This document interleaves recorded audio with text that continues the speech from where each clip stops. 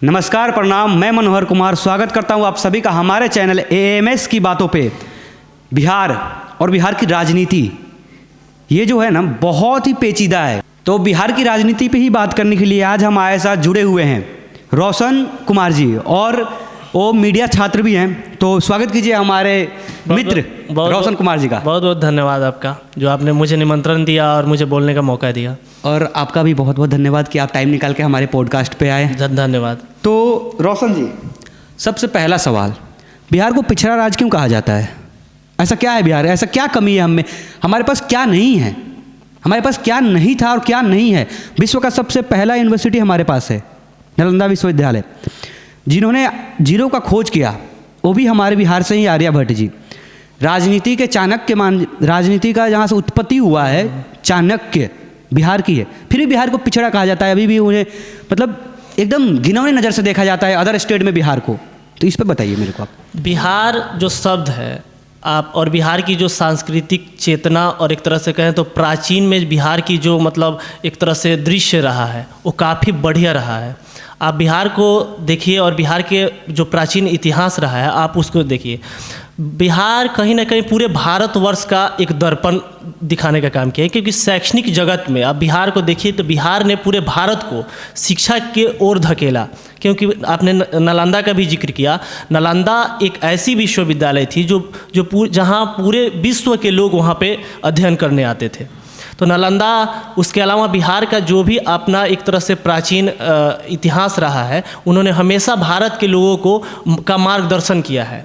और बिहार की एक तरह से कहें तो आपने बोला कि आर्यभट्ट, चाणक्य और ऐसे जो महापुरुष हैं जो बिहार से निकले हैं। बिहार जो अपने सांस्कृतिक राष्ट्रीय चेतना के लिए जाना जाता है, उसको लेकर भी आपने पूछा कि बिहार पिछड़ा क्यों है। मैं पूछना चाहता हूँ, बिहार का एक अपना जो कालखंड रहा, इतिहास रहा, जिसका मैंने जिक्र किया, उसको तो आप देख रहे हैं जो बहुत अच्छा रहा है, जो हम लोग उसको आज भी याद करते हैं। लेकिन कारण ऐसा क्या उत्पन्न हो गया कि बिहार पिछड़े राज्यों में एक तरह से आ गया और बिहार पिछड़ते चला गया? मैं मानता हूँ कि बिहार को पिछड़े होने का सबसे मुख्य कारण बिहार की राजनीति है। क्योंकि बिहार जब बंगाल से अलग होता है तो बिहार की जो राजनीतिक हैसियत होती है, बिहार को जो एक तरह से बिहार क्योंकि भारत का एक तरह से देखें तो भारत को आईना दिखाता है। तो उसमें आप बताइए कि बिहार के जो राजनीति होती है, बिहार में जो भी राजनीति होती है, बिहार में जो नेता जो लोग हैं, मैं मानता हूँ कि उन्होंने बिहार का बेड़ा गर्क कर दिया।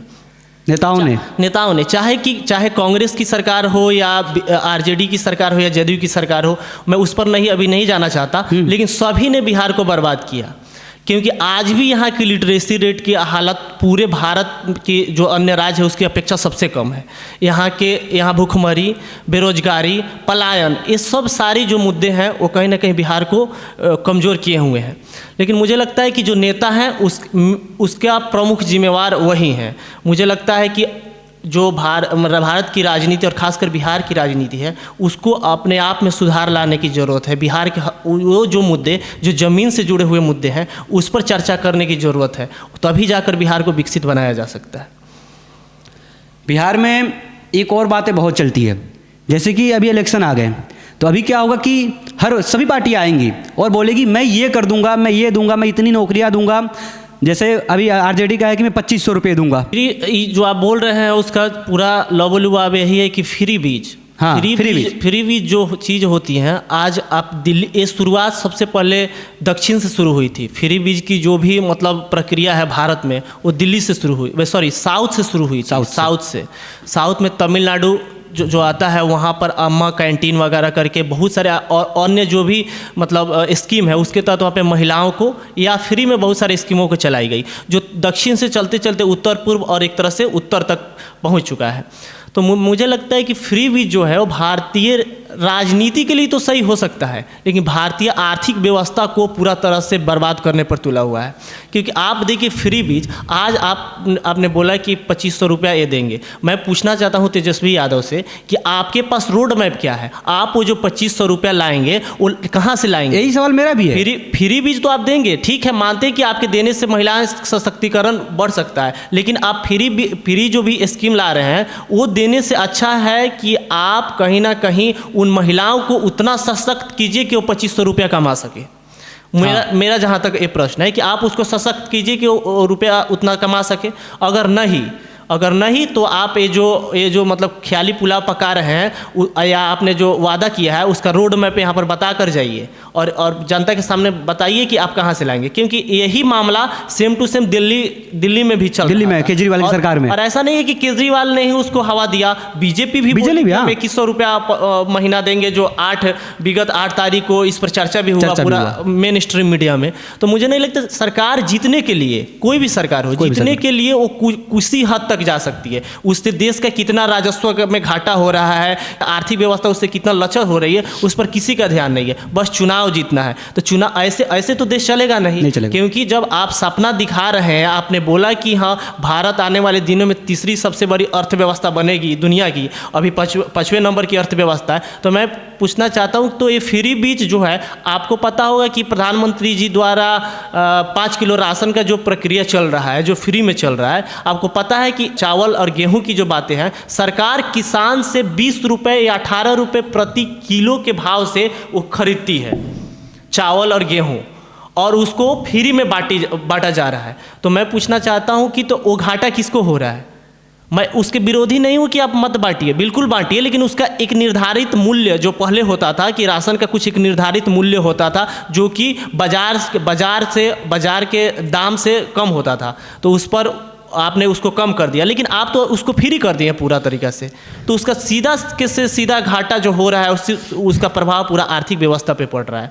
तो मुझे लगता है कि कोई भी पार्टी इससे छूता नहीं है। सारी पार्टियां इसको एक राजनीतिक हथियार के रूप में क्या बोलते हैं अपना रही है और जीतने का प्रयास कर रही है, और उसमें वो सफल भी हो रही है। क्योंकि अगर दिल्ली में अगर केजरीवाल जीते हैं, 2011-12 का जो चुनाव हुआ, उसके अलावा केजरीवाल दो बार के वहाँ के 3 बार रहे, वैसे तो कार्यकाल उनका 2 बार का रहा, तो उसमें उन्होंने फ्री बीज को अपनाया और दिल्ली के सत्ता पर काबिज हुए। वही पुनरावृत्ति बीजेपी ने किया, और उन्होंने भी फ्री बीज को एक तरह से जनता के सामने लाया कि 2100 रुपया देंगे, गैस सिलेंडर सस्ता होगा, इसको लेकर वो भी चुनाव में जीते और आज सत्ता में बैठे। उसके अलावा आप महाराष्ट्र का चुनाव देख लीजिए, लाडकी बहन योजना, हाँ। बहुत सारे ऐसी योजना थी। उसके अलावा माई बहन योजना जो बिहार में भी चल रहा है। तो उस प्रकार की बातों को देखते हुए बहुत सारे जो मतलब राज्य हैं उसको अपनाने का प्रयास कर रहे हैं कि कहीं ना कहीं ये जो मुद्दे हैं वो हमारे चुनाव जीतने का हथियार बन जाए। यानी कि सीधी सी बात है, ये जो फ्री वाली योजना है, पैसे बांटने, ये कॉपी पेस्ट योजना है। कॉपी पेस्ट योजना है, और सभी लोग इसको अपना रहे हैं। उनको फायदा हुआ तो मुझे भी फायदा हो रहा है। ये बात है। बिहार में वोट का मेन मुद्दा क्या होता है, जातिवाद या विकास? जातिवाद जो मुद्दे हैं, मुझे नहीं लगता कि बिहार के लोगों के ऊपर और खासकर बिहार की राजनीति को जातिवाद में ढकेलने की जरूरत नहीं है। लेकिन बिहार की राजनीति में जातिवाद है, नहीं, इससे हम मना नहीं कर सकते। नहीं, मैं ये कह ही नहीं रहा हूँ कि अच्छा एक बात बताइए, पूरे भारतवर्ष में जब राजनीति की चर्चा होती है तो लोगों के दिमाग इतना संकीर्ण हो चुका है कि बिहार के लोगों को जातिवादी समझते हैं। लेकिन मैं हकीकत बताना चाहता हूं आपको कि कौन ऐसा प्रदेश है जहां पे जातिवाद नहीं होता है। तो बिहार को क्यों सबसे ज्यादा बदनाम किया जाता है? वही मैं उस पॉइंट पर मैं आता हूं। मैं बताना चाहता हूं कि बिहार में ऐसे क्यों होता है। लेकिन आप बताइए, हरियाणा में क्या जाट भर से यादव नहीं होता? एकदम होता है। क्या कर्नाटका में लिंगायत भर से अन्य जातियां नहीं होती? एकदम होता है। उसके अलावा आप राजस्थान में देख लीजिए, क्या ठाकुर वर्सेस दलित नहीं होता? बिल्कुल होता है। उत्तर प्रदेश और बिहार की बात कंबाइन करके किया जा सकता है, क्योंकि उत्तर प्रदेश को मैं बिहार से कुछ ज़्यादा अलग नहीं समझता। उसके अलावा सारी वैसी राज्य जहाँ पे जो ये दम भरते हैं वहाँ के नेता कि हम जातिवाद नहीं करते हैं, वो राज्य में जातिवाद चरम सीमा पर है। अच्छा, चरम सीमा पर है। लेकिन सिर्फ बिहार को ही बदनाम क्यों किया जा रहा है? तो इसका ये मतलब नहीं है कि अब जातिवाद का जो खेल है वो सिर्फ बिहार पर डाल दे या हिंदुओं पर डाल दे कि वो लोग जाति के आधार पर वोट करते हैं। मैं मानता हूं कि जाति के आधार पर वोट नहीं होता है बिहार में। आपकी कहने का मतलब सीधा सीधा यही है कि जातिवाद हर प्रदेश में होता है, बदनाम बिहार को किया जाता है। हाँ, बिहार को इसलिए बदनाम किया जाता है क्योंकि बिहार में कुछ ऐसे, मतलब मैं तो ऐसे शब्दों का प्रयोग नहीं करना चाहता, जो कुछ ऐसे निकम्मे नेता हैं। हाँ, नहीं, आप कह सकते हैं भाई, बिहार जो है वो कहना पड़ेगा। बिहार में जो बिहार पर आक्षेप लगता है, बिहार के लोगों को गाली दिया जाता है, बाहर में साउथ में या अन्य राज्यों में बिहारियों के साथ क्या मतलब दुर्दशा की जाती है, उन पर बोलने के बजाय ये लोग राजनीतिक रोटियां सेकने का प्रयास करते हैं। और आज ऐसा ये हालत हो गया, बहरहाल मतलब मैं इस सेंस में कह रहा हूँ कि मुझे क्षेत्रवाद को मैं बढ़ावा नहीं दे रहा हूँ, लेकिन मैं बिहार के जो लोग अपना शक्ति भूले बैठे हैं मैं उनको जगाने के लिए बात कह रहा हूँ। आपने बीजेपी का नाम लिया, तो बिहार में बीजेपी के जितने भी नेता हैं, विधायक हो, सांसद हो, मैंने लोगों से बात किया हुआ है, वो लोग 90% या 80% वोट सिर्फ मोदी जी के नाम पे देते हैं और बीजेपी के नाम पे देते हैं। तो कि बिहार बीजेपी की अगर बात किया जाए तो मैं अपना व्यक्तिगत आधार पर बता रहा हूँ कि बिहार बीजेपी के जो लोग हैं वो उतने सक्षम नहीं हैं कि वो अपने दम पर बिहार में सरकार बना ले, अपने दम पर। मैं बीजेपी का सिर्फ बात कर रहा हूँ, मैं जदयू का समर्थन का बात ही नहीं कर रहा हूँ। अगर प्रधानमंत्री मोदी का चेहरा को गौण कर दिया जाए कि प्रधानमंत्री मोदी का चेहरा नहीं रहेगा, तो मैं पूछना चाहता हूँ 20 सीट भी बिहार बीजेपी को नहीं मिलेगी, 20 सीट भी नहीं मिलेगी अगर मोदी जी का चेहरा ना रहे तो। मोदी जी के चेहरा पर नहीं कर रहे हैं, मतलब इसका है कि वो राजद और जदयू की अपेक्षा तो सही है, राजद और जदयू की अपेक्षा तो लोग कार्य कर रहे हैं, लेकिन उतना कार्य नहीं कर पा रहे हैं जिससे कि वो लार्ज पर्सपेक्टिव में अपने पार्टी को नंबर मतलब बढ़ा सके। क्योंकि मैं बिहार बीजेपी की स्पेसिफिक बात कर रहा हूँ, मैं देश की बात नहीं कर रहा हूँ, बिहार किसी स्टेट पे हम बात नहीं कर रहे हैं, हम सिर्फ बिहार के लिए बात कर रहे हैं। तो इसीलिए मैं बताना चाहता हूँ कि बिहार बीजेपी का जो भी कार्य पद्धति है उससे मैं संतुष्ट नहीं हूँ और उसका मैं खुले मंच से, आपके मंच से आलोचना भी करता हूँ। क्या बिहार की राजनीति नीतीश कुमार के इर्द गिर्द घूम रही है? बहुत बेहतर सवाल है आपका। बिहार की राजनीति में नीतीश कुमार इतना प्रासंगिक हैं, आपको लगता होगा कि बिहार में आपसे मेरा एक क्रॉस क्वेश्चन है, क्या आपको लगता है कि बिहार में सत्ता में कौन है और विपक्ष में कौन है? लेकिन जो सत्ता में वही विपक्ष में है, जो विपक्ष में है वही सत्ता में है। क्योंकि आपको लगता होगा कि कब कौन सत्ता में आ जाए। हाँ, क्योंकि एक विपक्ष जो होता है उसका सकारात्मक पहलू होना चाहिए विपक्ष का, क्योंकि विपक्ष जो है वो लोकतांत्रिक प्रक्रिया का एक प्रमुख भाग है। वो तय करेगा कि सरकार के गलत नीतियों का कैसे विरोध किया जाए। लेकिन आपने कभी विपक्ष को सरकार पर उतना हावी होते बिहार विधानसभा में देखा है? नहीं देखा होगा, क्योंकि वो लोग, उनको लगता है, विपक्ष को लगता है, मैं विपक्ष में सिर्फ आरजेडी को नहीं बोल रहा हूँ, जो भी विपक्ष में रहे, बीजेपी भी विपक्ष में आती है, तो वही बोल रहा हूँ कि वो लोग उतना ही बोलते हैं जितना बाद में नीतीश कुमार इनके खेमे में आए तो उस पर वो सफाई दे पाए। क्योंकि अगर आरजेडी आज विपक्ष में है तो नीतीश कुमार की इतनी आलोचना करेगी, अगर कल या परसों नीतीश कुमार अगर उन्हीं के खेमे में जाके बैठ जाए तो उसका बचाव कैसे करेंगे? इसलिए वो लोग उतना ही बोलते हैं जितना की आवश्यकता होती है। बहरहाल, और दूसरी बात, नीतीश कुमार की प्रासंगिकता पर बात हो रही है। मुझे जहाँ तक लगता है, मैं व्यक्तिगत रूप से नीतीश कुमार का पूर्णतः समर्थन करता हूँ। नीतीश कुमार का इसलिए करता हूँ क्योंकि नीतीश कुमार को आप एज ए देख सकते हैं कि भाई वो इधर से उधर पलट रहे हैं, ठीक है, लेकिन मैं पूछता हूँ 95% लोग नीतीश कुमार को सिर्फ इसलिए देखते हैं कि ये उधर से उधर पलटते हैं, ठीक है, तो आप मानते हैं कि इधर से उधर जाते हैं। लेकिन आप बताइए, अगर बीजेपी या आरजेडी उनको अपने खेमे में ना ले, अगर ये दोनों उनको अपने खेमे में ले रहे हैं तो इनसे तो ज्यादा पलटू राम तो दोनों हुए, बीजेपी भी हुई और आरजेडी भी हुई। तो फिर ये आरोप सिर्फ मुख्यमंत्री जी पर लगा देना मुझे नहीं लगता कि उचित है। जब कोई व्यक्ति स्वतंत्र रूप से, निष्पक्ष रूप से अगर विश्लेषण करेगा, उसको लगेगा कि आप एक तरफा बात नहीं कर सकते हैं। अगर नीतीश कुमार इतना प्रासंगिक नहीं थे, बीजेपी को अगर लगा, चाहे किसी को लगा, तो वही नीतीश कुमार के सहारे आज केंद्र में सरकार चल रही है। अगर नीतीश कुमार समर्थन खींच ले तो सरकार गिर जाएगी। तो मुझे लगता है कि नीतीश कुमार को, और हाँ, मैंने व्यक्तिगत तौर पर मैं ये भी कहना चाहता हूँ कि नीतीश कुमार बिहार की राजनीति का वो सामाजिक चेतना का स्वरूप है जो अभी तक नहीं आएगा और नहीं आने वाला है। बिहार की राजनीति में एक नए पार्टी का उदय हुआ है, जन स्वराज, जिसके मेन जो है वो आपके प्रशांत किशोर जी हैं, जो बीजेपी के भी साथ रह चुके हैं। 2014 में मोदी जी ने उन्हें अमेरिका से बुलाया है, कांग्रेस के साथ भी रह चुके हैं, बंगाल में आपके ममता बनर्जी के साथ रह चुके हैं, अभी विजय थालापति के पास भी गए थे, केजरीवाल के साथ भी रह चुके हैं।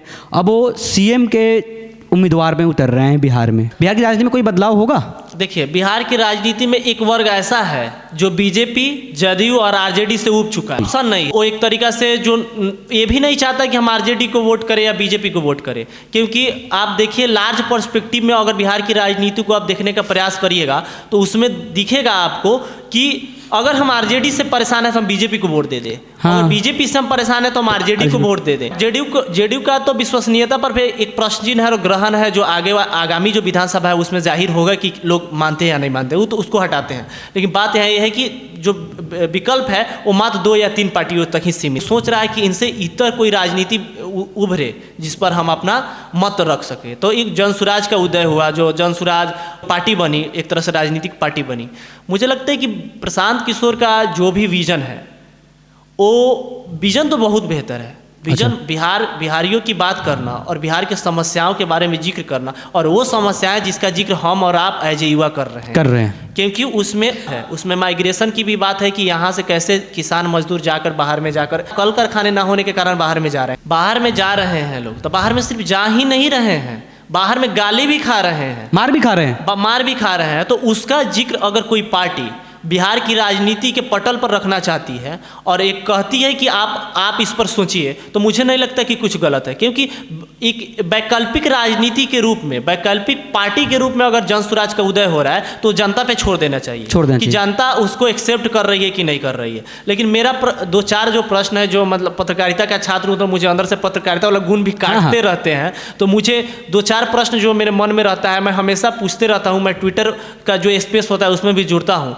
तो मैं पूछते रहता हूँ लोगों से कि मैं जनसुराज पर विश्वास कर रहा हूँ, ठीक है कि मैं जनसुराज को वोट करूँगा, लेकिन क्या जनसुराज सत्ता में आएगी तो मैं कैसे विश्वास कर लूँ कि वो केजरीवाल नहीं बनेगी। प्रश्न ये भी उठता है कि वो केजरीवाल के लिए भी पीआर का काम कर चुके हैं, काम कर चुके हैं। तो बात यह है कि ये कैसे लोगों को विश्वास दिलाएंगे, क्योंकि मैं एज ए युवा, एज ए पत्रकार, मैं उनसे जानना चाहता हूँ कि मैं तो आपको वोट दे दूँगा, आपका विजन सही है, मैं आपको वोट दे दूंगा, लेकिन आप भरोसा दिलाइए, आप मुझे बताइए, क्योंकि जो भारत की राजनीति है वो जल चुका है, एक तरह से जवान जल चुका है हम लोगों का। क्योंकि हमने केजरीवाल को दिल्ली सौंपा था, बाद में केजरीवाल ने दिल्ली का क्या हाल किया, तो इसलिए वो कहावत है ना कि क्या वो दूध से जला मुंह होता है, वो छाछ भी फूक फूक कर पीता है। तो तेजस्वी यादव, चिराग पासवान में बेटर नेता कौन, बढ़िया नेता राजनीति के तौर पे तो मुझे लगता है कि चिराग पासवान जी।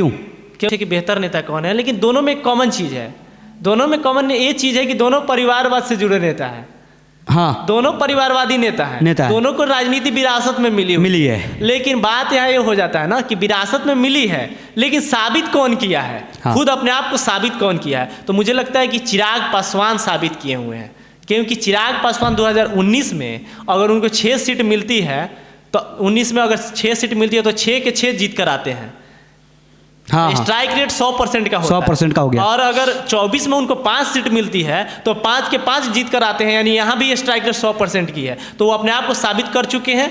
और जो तेजस्वी हैं वो कहना है कहीं अपने आप को साबित इसलिए नहीं कर पाए हैं क्योंकि वो परिवारवाद के सोच से आगे बढ़ ही नहीं पाए हैं। तो दोनों में बेहतर तो मुझे चिराग पासवान ही लगते हैं। लालू यादव में और नीतीश जी में, दोनों में बेटर कौन है काम किया अपने अपने राज्यकाल में? नीतीश जी तो भी कर रहे हैं। हाँ। कौन है बेटर? देखिए, बेटर में तो मैं मानूंगा कि नीतीश कुमार जी ही। अच्छा। क्योंकि लालू यादव जी का जो कालखंड रहा है, एक वर्ग ऐसा है जो उनको मानता है कि वो शोषित वंचितों की आवाज़ बने। और शोषित वंचित, तो मैं पूछना चाहता हूँ कि जब वो शोषित वंचितों की आवाज़ बने तो शोषित वंचितों की लिटरेसी रेट, शोषित वंचितों की नौकरी में जो भी भागीदारी थी वो बढ़ा कहाँ? वो तो और नीचे चला गया। और नीतीश कुमार के कालखंड में आप देखिए, मैं नहीं मानता कि पूरा उनका जो कालखंड है वो बेहतर ही था। मैं नहीं मानता हूँ कि नीतीश कुमार का सारा कालखंड बेहतर था, और ये भी नहीं मानता हूँ कि लालू जी का सारा कालखंड। हाँ, तो इसलिए मैं कह रहा हूँ कि नीतीश कुमार का जो कालखंड था इसलिए थोड़ा अच्छा था, क्योंकि जो लोग पढ़ना नहीं जानते थे, जो यादव समाज की बात बिहार की राजनीति में बहुत होती है क्योंकि 14% आबादी है। हाँ। तो यादव समाज का जो लालू यादव जी का लालू यादव जी उसको अपना कोर वोट बैंक की, वो जबकि यादव समाज सब वोट उनको नहीं देते। लेकिन बात यहाँ है कि तो लिटरेसी रेट की भी बात किया जाए तो यादव समाज की भी लालू जी के कालखंड में बहुत पिछड़ा हुआ समाज था। आज नीतीश कुमार 2005 से जब बिहार की राजनीति में आए और सत्ता पे बैठे तो लिटरेसी रेट बढ़ा, लड़कियों की जो भागीदारी थी नौकरी में वो बढ़ी। बिहार का जो भी इकोनॉमी जो था वो ग्रो किया। तो मुझे नहीं लगता कि, क्योंकि आप उठा कर देखिए ना कि बजट, जो बिहार का बजट था वो लालू यादव के कालखंड में और नीतीश कुमार के कालखंड में कितना बढ़ा। मैं एक्यूरेट डाटा तो नहीं दे सकता क्योंकि मुझे अभी मैंने इस पर अध्ययन नहीं किया है, लेकिन वो बहुत, हमको लगता है कि 5 गुना उनसे या 10 गुना ज़्यादा ही होगा। लालू जी के कालखंड। तो मुझे बेहतर में की अगर बात करेंगे, बेहतर कार्यकाल की बात करेंगे, तो मुझे लगता है कि नीतीश कुमार जी। मैं आपको 3 मुख्यमंत्री का नाम बता रहा हूँ, उसमें से आप एक का बताइए बेटर कौन है। राबड़ी देवी, नीतीश कुमार और जीतन राम मांझी। नीतीश कुमार। तो मेरे को ये सवाल पूछने से पहले ही दिमाग में लगा कि आप नीतीश कुमार के नाम लीजिएगा, क्योंकि मैं तो इसका पुनरावृत्ति पीछे ही। आप पहले 2 बार बता चुके हैं नीतीश कुमार। आपको क्या लगता है आरजेडी से हरसिद्धि विधानसभा से किसको टिकट मिलेगा? कोई इस पर अपना ही मत रखिए या किसी और से मुंह से सुने होंगे वो बताइए। लेकिन मैं कुछ जो मतलब वाक्य जो है, जो मतलब एक छोटा छोटा जो आरजेडी का जो टिकट देने का जो प्रक्रिया है, उसको मैं आपके सामने प्रकाशित करना चाहता हूँ। आरजेडी में टिकट जो बंटवारा जो होता है, वो आपके राजनीतिक करियर के आधार पर नहीं होता कि आप जनता से कितने जुड़े हैं। वो होता है कि आप कितने कट मनी पहुँचा रहे हैं वहाँ पे, आप कितने रुपया सर्कुलर रोड में भेज रहे हैं। अच्छा, बात यहाँ प्रश्न यहाँ वो है, और मैं गंभीर आरोप लगा रहा हूँ कि आप कितने रुपया सर्कुलर रोड मार्ग में जा रहा है। वहाँ पे टिकट की बंटवारा बाप अलग करते हैं, बिटिया अलग करती हैं और माताश्री अलग करती हैं। मैं किसी का नाम नहीं लेना चाहता, तो वो लोग इस प्रकार से टिकट का बंटवारा होता है। लेकिन क्योंकि मैं इसका जीता जागता एक उदाहरण आपको देना चाहता हूँ। हाँ, मोतिहारी के एक प्रतिष्ठित डॉक्टर हैं, अरे हम उनका नाम भूल रहे हैं, लेकिन उनके बेटे का नाम बता रहे हैं, उसे डॉक्टर अभिषेक तिवारी, जो हमारे जीवधारा में बैठते हैं। अच्छा। तो काफ़ी सुलझे इंसान हैं, काफ़ी मेहनती इंसान है, और उसके अलावा मतलब हर एक चीज़ उनका सही है, बोलने का स्टाइल, और उसके अलावा कहें तो मतलब कार्य पद्धति भी बहुत अच्छा है उनका। क्योंकि मैं व्यक्तिगत उनको जानता हूँ और उनसे मिला हूँ, जब भी जाता हूँ तो उनको पैर छू के प्रणाम करता हूँ, इसलिए मैं उनसे नहीं। लेकिन उनका जो आपने 2020 के करीब में वो आरजेडी में थे, और वो आरजेडी में थे और आरजेडी के नेता थे, और उन्होंने अथक प्रयास किया कि उनको टिकट पिपरा विधानसभा से मिल जाए और डॉक्टर अभिषेक को मिल जाए, और उन्होंने बहुत मेहनत भी किया और पिपरा विधानसभा के लोगों के लिए काम भी किया, और उनको आश्वासन दे दिया गया कि उनको टिकट मिलेगा। लेकिन जब बात आई कि टिकट देने की बारी आई, जब महागठबंधन बना 2020 में, तो वो जो सीट था वो कम्युनिस्ट पार्टी के खाते में चला गया, जो कम्युनिस्ट जो आरजेडी के जो गठबंधन में था, और उनको टिकट न देकर दूसरे किसी को टिकट दे दिया गया। तो मुझे लगता है कि रुपया का मामला है, आरजेडी में टिकट बंटवारे का जो प्रक्रिया है रुपये पे डिपेंड करता है। आपने जो ये इल्जाम लगाया वो आपने बना हुआ या सुना ने बस अपने आंखों से देखा हुआ लगाया है? मैं आपको बता रहा हूँ कि वो बाकायदा भोज किए थे। जीवधारा जो कॉलोनी है, जो श्री परशुराम गिरी हाई स्कूल के बगल में है, जो अब आपके रिकॉर्ड पे जा रहा है, मैं जो भी बोल रहा हूँ आपके सामने बोल रहा हूँ, इसको कोई भी जाकर जीवधारा के लोगों से पूछ सकता है या उसके आसपास के लोगों से पूछ सकता है। वहाँ पे भोज हुआ था, मीट चावल का भोज हुआ था, सभी लोग गए थे, मैं भी गया था, एज ए अभिषेक प्रशंसक, एज ए अभिषेक डॉक्टर के जानने वालों में मैं भी गया था। और वहाँ पर तेज प्रताप आए थे, तेज प्रताप जो लालू जी के बेटे हैं, बड़े बेटे, वो आए थे, और उस सभा के माध्यम से दर्शाया गया था कि आगामी जो विधानसभा की जो चुनाव होगी 2020 में, उसमें अभिषेक डॉक्टर को पिपरा विधानसभा से टिकट दिया जाएगा, जिसमें अभिषेक डॉक्टर ने पिपरा विधानसभा के लोगों के लिए रुपया साफ न के बराबर कर दिया था इलाज के लिए।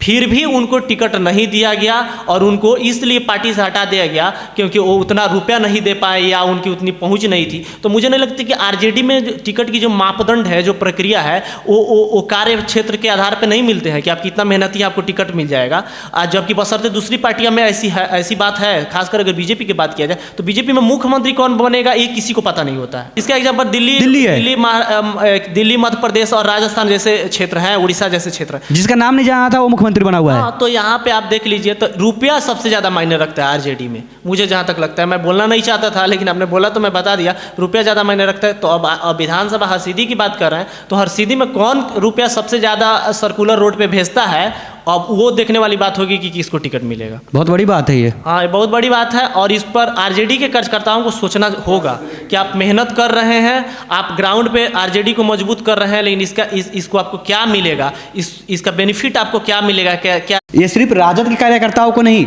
बीजेपी के कार्यकर्ताओं को भी समझना चाहिए। कि आपने बताया कि बीजेपी के लोगों को भी सोचना चाहिए। मैं बीजेपी में एक खूबी ये देखता हूँ कि आज जैसे बीजेपी की स्थिति जो है, और बीजेपी में जो नेता बनने की जो एक तरह से मापदंड की जो प्रक्रिया भी चल रही है, आपने कभी सुना था कि रेखा गुप्ता का नाम कभी आपने भारतीय राजनीति में और दिल्ली की राजनीति में खूब मुखर होकर सुना था? नहीं सुना? नहीं वो तो इसके पहले एक बार भी कोई जीती ही नहीं थी, कुछ भी हारी हुई थी। वो हारी हुई थी और मेयर भी रही हैं मे भी। हाँ। उसके अलावा आज देखिए कि वो दिल्ली की मुख्यमंत्री है। उतना दूर जाने की ज़रूरत नहीं है। आपने हरसिद्धि विधानसभा की बात की, तो हरसिद्धि के बगल में ही गोविंदगंज विधानसभा है। हाँ। तो गोविंदगंज के जो विधायक हैं सुनील मणि तिवारी, शायद सुनील मणि तिवारी, तो वो भी सक्रिय राजनीति में उतना नेम फेम लेकर नहीं आए थे। वो भी शायद मुझे लगता है कि वो ग्राउंड लेवल से ही उठ के वहाँ तक पहुँचे हैं।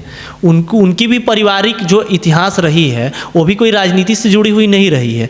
मुझे जहाँ तक जानकारी है वो शायद ग्राउंड लेवल पर और एक तरीक़ा से कहें तो वहाँ का अध्यक्ष हुआ करते थे, बूथ लेवल से उठकर वहाँ तक गए। तो मुझे थोड़ा सा बीजेपी राजद की अपेक्षा बेहतर लगती है। राजद, बीजेपी, जनसुराज, आपको अगर मौका मिले तो आप किसको चुनिएगा? अब मुझे जहाँ तक लगता है तो मैं व्यक्तिगत तौर पे तो अब बताना चाह, ठीक है, आपने राजद, बीजेपी और जनसुराज का, तो मुझे लगता है कि राजद जो है वो उनकी अपनी एक वोट बैंक है, उनका अपना एक विचार है। बीजेपी की अपनी एक विचार है और जदयू क्या बोलते हैं कि जनसुराज की अपना एक विचार है। मुझे अगर वैचारिक रूप से चुनने की बात किया जाए कि विचार के आधार पर और विकास के आधार पर और बिहार का विकास कौन करेगा या सही सोच सही जो भी आगे लेकर कौन जाएगा, उस तौर पर तो मुझे लगता है कि अगर वैकल्पिक राजनीति की बात करें तो जनसुराज। इसलिए क्योंकि मैं कुछ आपको क्या बोलते हैं कैविएट लगाकर बोला कि अगर विचार सही है और वैचारिक जो अभी उनका विचार चल रहा है बिहार के अपेक्षा, तो उसको लेकर अगर बात की जाए तो जनसुराज मुझे ज़्यादा बेहतर लगता है। लास्ट सवाल मेरा, आप हाँ या ना में बताइएगा, बिहार में दारू चालू होना चाहिए या नहीं? नहीं, बिल्कुल नहीं। एमएस की टीम का बहुत बहुत धन्यवाद जो आप लोगों ने मुझे इनवाइट कर मुझे बोलने का मौका दिया, इसके लिए मैं आपका आभारी हूं। और साथ ही मैं अपने चाहने वालों से, अपने लोगों से निवेदन करना चाहता हूं कि आप लोग सभी ये वीडियो देखें और चैनल को सब्सक्राइब करें और लाइक करें, क्योंकि जब कोई व्यक्ति जब छोटे चीज़ से ऊपर उठकर आगे बढ़ता है तो उसमें लोगों की क्या बोलते हैं समर्थन की बेहद ज़रूरत होती है। तो आप सभी मुझे समर्थन करें और इस चैनल को ग्रो करवाएँ और जो भी बातें यहाँ से निकल कर आई है उसको जन जन तक पहुंचाएं। लोगों का जो मेंटालिटी है उसमें ये बहुत कारगर साबित हो सकता है। इसको लेकर मैं अपने एमएस के जो भी टीम है उसका बहुत साधुवाद देना चाहता हूं। बहुत बहुत धन्यवाद आपका।